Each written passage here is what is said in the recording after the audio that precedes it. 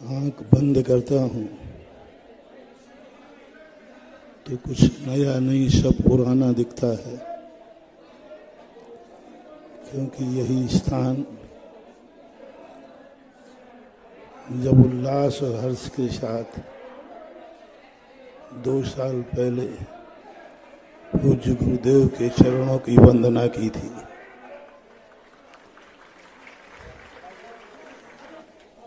अभी जब से बैठा बैठा महाराज लोग बोल रहे थे,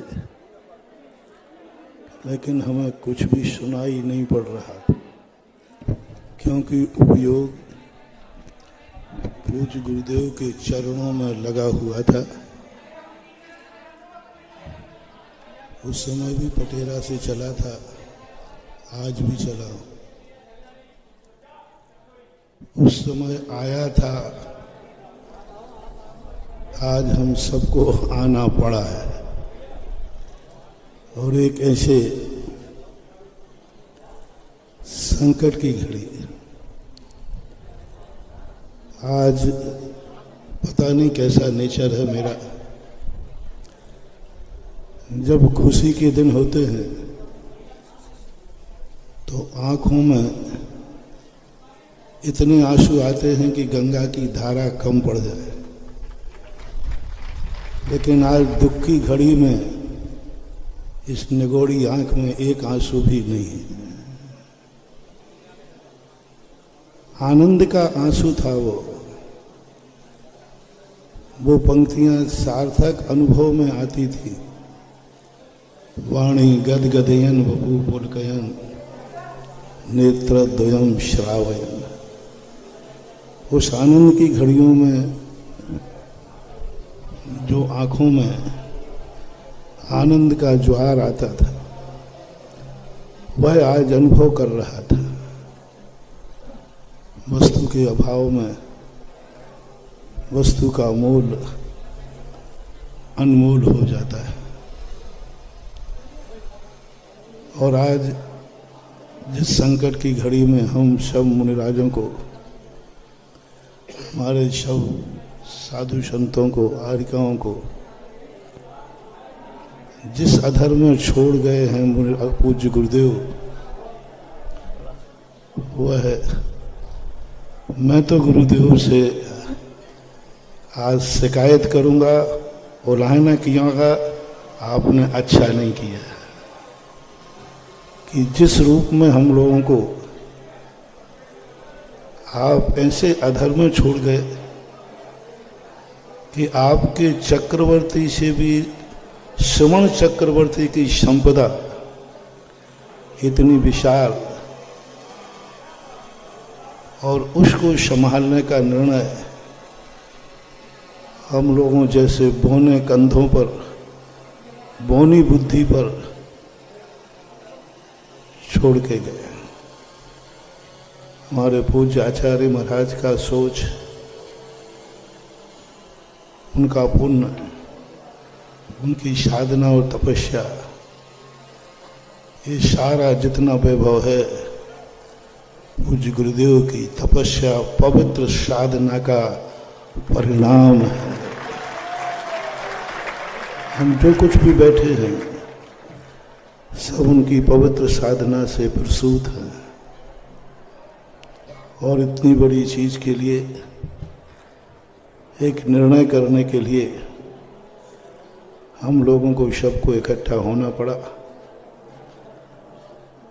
और वह आज वही चीजें, आचार्य श्री का वो वात्सल भरा हाथ, और अब वही बात ध्यान में आती है। अब मैं कुछ बोल नहीं पा रहा हूँ, नहीं तो वही घटना घट जाएगी जो 2 साल पहले घटी थी। मैं करो फिर बताता हूँ। आ जाओ शब्द मेरे समझ में उसी दिन से गुजरा। पहले तो इसका कोई अर्थ समझा नहीं। जब पूज्य वर्ग की स्थिति यह बनी, उस समय इसके कई अर्थ आत्मा में उठते। ऐसी स्थितियों को देख करके महाराज लोगों ने अभी जो बोला, अभय सागर जी, प्रमाण सागर जी महाराज आदि ने, शब्दों की भवन भावना है कि वस्तुतः अकलंक स्वामी की राजवार्तिक में कहा, गुरु के तो अनंत उपकार हैं, पर शिष्य गुरु पर क्या उपकार करे, जिसके लिए पूज्य आचार्य महाराज बार बार दोहराया करते थे कि गुरु ने जिस भावना से दीक्षा दी है उस भावना को पूर्ण कर देना ही गुरु के ऊपर उपकार हो जाता है। आज हम सब लोग गुरु महाराज की जो भावना, जो उन्होंने हम सबसे उम्मीदें की होंगी, जो उनकी पवित्र भावना रही होगी, हम सब लोग एक ही बात पर विचार करें, चिंतन करें, ध्यान करें कि पूज्य गुरुदेव की जो भावना रही हो वह भावना साकार हो और हम सब मिलकर उसको साकार करें। व्यक्तिगत स्वार्थों का धर्म की ध्वज पर कोई स्थान नहीं होता।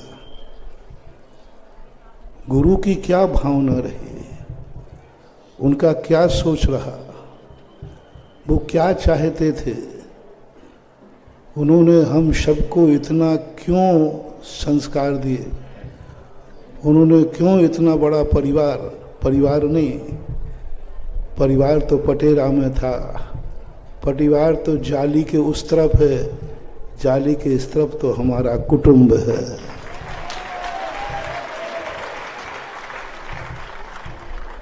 तो उन्होंने इतने बड़े कुटुंब को